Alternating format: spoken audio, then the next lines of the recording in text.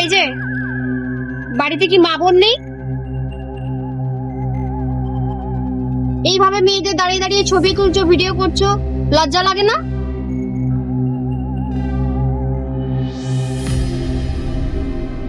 মা বোন তো আছে, কিন্তু তোর মতো একটা বউ নেই। বিয়ে করবি কি আমাকে? কতদিন আর এইভাবে ছবি জুম করে করে দেখবো? একবার সামনে থেকেও মজা নিতে দে।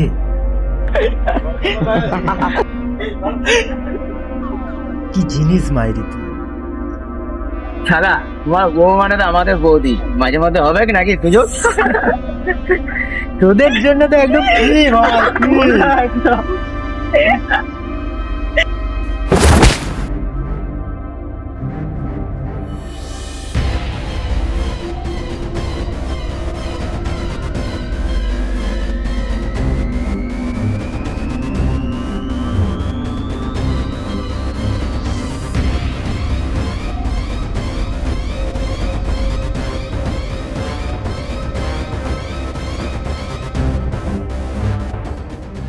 সানিদা, মা দুর্গা তো আসতে চলেছে আর কিছুদিনের মধ্যে। তাহলে এবছর কোথায় যাচ্ছ মা দুর্গাকে দেখতে? তুমি তো আবার মা দুর্গার বড় ভক্ত। আরে কোথায় আর যাব, ঘটা করে প্যান্ডেল করেছি, এত কষ্ট করে মা দুর্গার প্রতিমা গড়েছি, আমাদের নিজেদের পূজাটা তো দিতে হবে। মায়ের পূজা দেওয়ার জন্য সেদিন আমাকে উপোস দিয়ে থাকতে হবে। সেদিন আমি কোথাও যাচ্ছি না, সারাদিন মা দুর্গার কাছেই থাকবো। সেই তো সানিদা, আমরা নিজেদের মায়ের পুজো না দিয়ে কোথাও যেতে পারি? আমিও অষ্টমীর দিনটা তোমার সাথে সারাদিন মায়ের কাছে কাটিয়ে দেবো।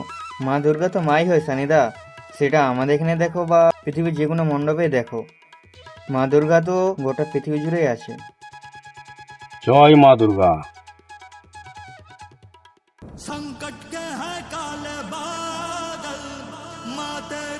এ দেখো সানিদা, কি অবস্থা, একটা মেয়ে আর তিনটা ছেলে।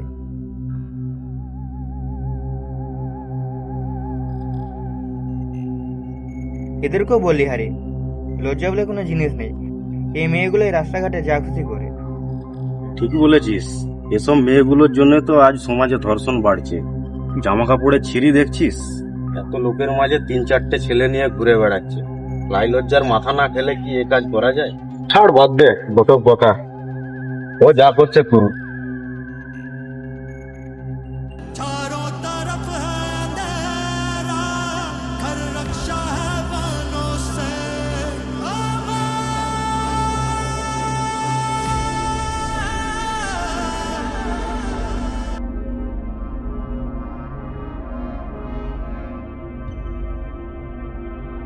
মা, আমাকে বাঁচাও মা, এই পাপীগুলোর হাত থেকে। মা গো, তোমার মেয়েকে রক্ষা করো মা।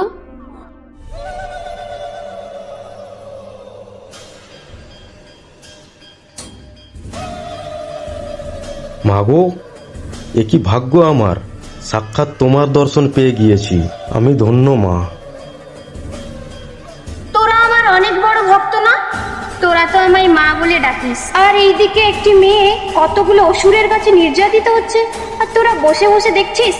লজ্জা লাগে না তোদের আমায় মা বলে ডাকতে? যেখানে তোরা একজন মেয়েকে সম্মান করতে পারিস না, দূর থেকে ওই মেয়েটির নিয়ে নোংরা চিন্তা ভাবনা শুরু করে দিলি। আমার মেয়েকে ওই অসুরগুলো ধর্ষণ করতে চাইছে।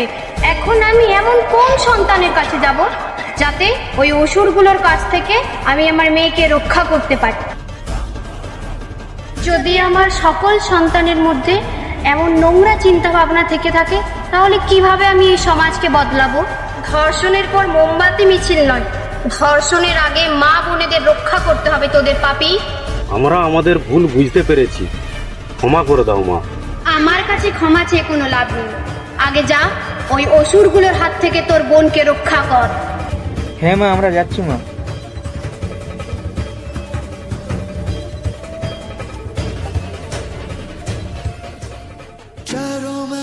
এই ধর, একে ধর। কি বলছিলি তুই? আমাকে চড় মারার শখ তোর মাগি? আজকে সবাই মিলে তোকে ধর্ষণ করবো, দেখি তোর কোন বাবা তোকে বাঁচায়। আমাকে চড় মারা? তোকে এমন ভাবে মারবো যেন 10 জন দেখলে ভয় করে।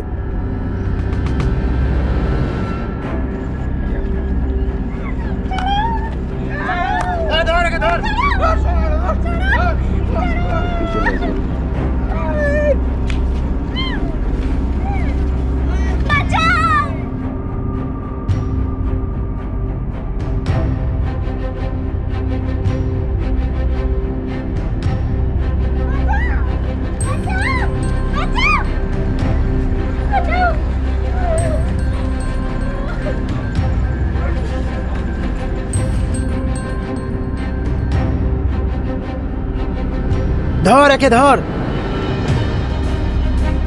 একে ছাড়বি না। আজকে 3টে লাশ পড়বে এখানে, ওর সাথে এরা দুজনে যাবে। মার ওকে মার। তোরা কি করছিস? মার একে মার। মাগো মাগো রক্ষা করো মা, রক্ষা করো।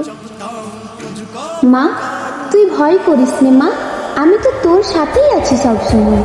ওই পাপীগুলোকে বধ কর তুই নিজের হাতে। তোর মনের মধ্যে যে আগুনটা জ্বলছে সেটাকে বাইরে বের কর, সেই আগুনে পুড়িয়ে মার ওই পাপীগুলোকে।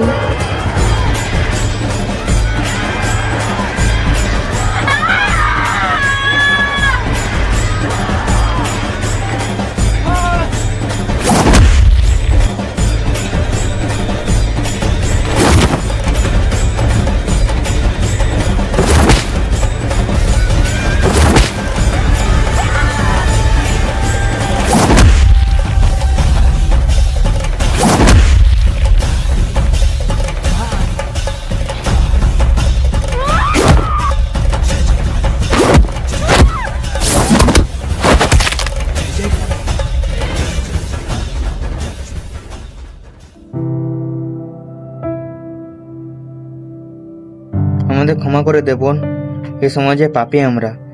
তুই বাড়ি যা বোন, এই পাপের সাজা আমরা বহন করলাম, আর পারলে আমাদের ক্ষমা করে দিস। মা দুর্গা সব সময় আমাদের মাথার উপর আছে, আমাদের সমাজের এই অসুরগুলোকে বধ করার জন্য, আমাদের মা বোনেদের সম্মান রক্ষা করার জন্য, আমাদের এই নোংরা কুৎসিত চিন্তাধারা বদলানোর জন্য, চোখের সামনে ঘটে যাওয়া অন্যায়ের বিরুদ্ধে রুখে দাঁড়ান। মনে রাখবেন, আপনি যা করছেন মা কিন্তু উপর থেকে সব দেখতে পাচ্ছে। একদিন আপনাকে সব পাপের ঋণগুলো গুনে গুনে শোধ করতে হবে।